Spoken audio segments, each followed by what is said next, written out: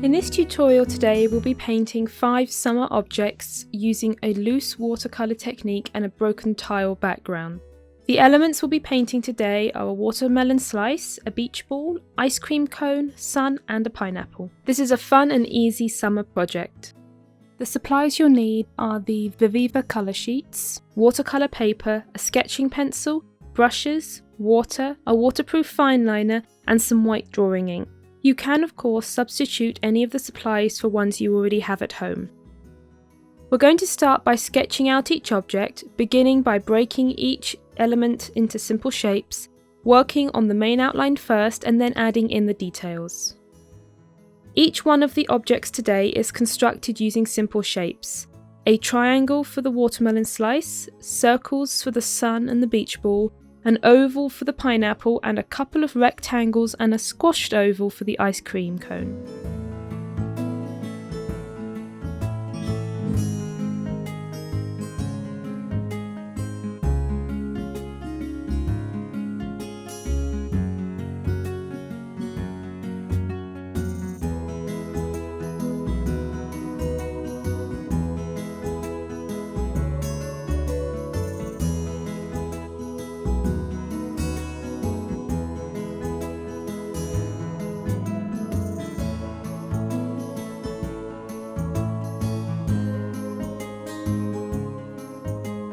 Using a waterproof fine liner, we can now work on the outlines by tracing over the pencil lines from earlier.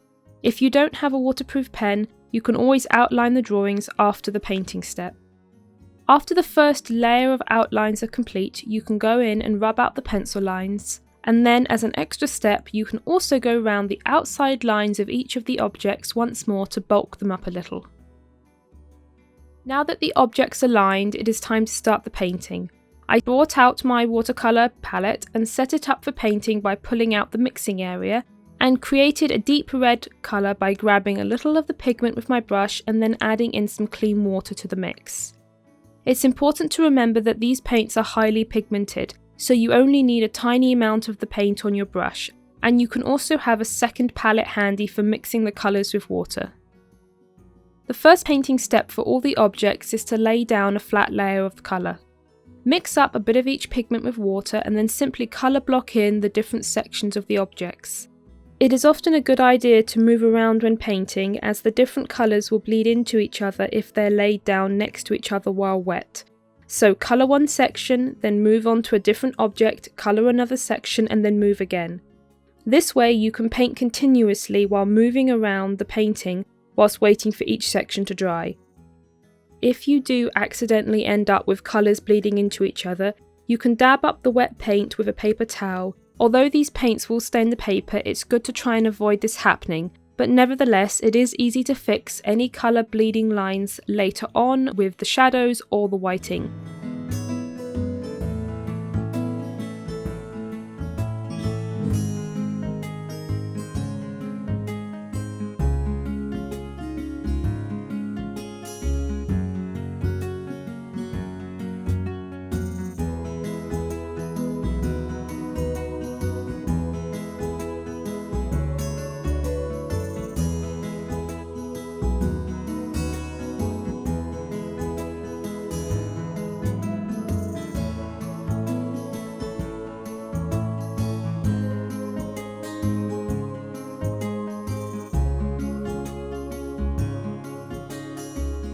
Once the first layer is dry, we can now add in the shadows. The painting today uses 2 different techniques. The first is to lay out a darker strip of paint on the object where you want the shadows, and then use some clean water on the paintbrush to feather that darker colour out into the background layer. This creates a gradient style shadow. The other technique is to lay down strips of darker colours and not blend them out, so you will get a much stronger shadow contrast. You can play around and experiment with both of these styles. The painting today uses a combination of both, with the first layer of shadows normally blended out and then the second and third layer of shadows unblended. The shadows will work well in either or both techniques, so it's up to you and you can create as many layers as you like. Most of the objects today had around 3 layers of shadows built up. After everything is dry, the next step is to go in with the white ink and add highlights. If you would prefer a more subtle highlight, you can use a white coloured pencil instead, as the marks will be less opaque. Or you can try white acrylic paint or gouache and water the paint down with a little water. Or you can leave out the highlights altogether. This step is also useful for fixing any little mistakes, and you can use the white ink to cover up any places where the colours have bled together by accident. And you can also clean up the edges of the objects, especially if you went over the lines when you were colouring. The final step now is to add in the background. This painting has a broken tile design and it's very easy to paint in. You start by mixing up some paint, a little bit of pigment and then quite a bit of water, and then start painting in the shapes around the objects. The broken tiles can be any shape and size, and it normally looks better if the sizes of each shape vary throughout the painting.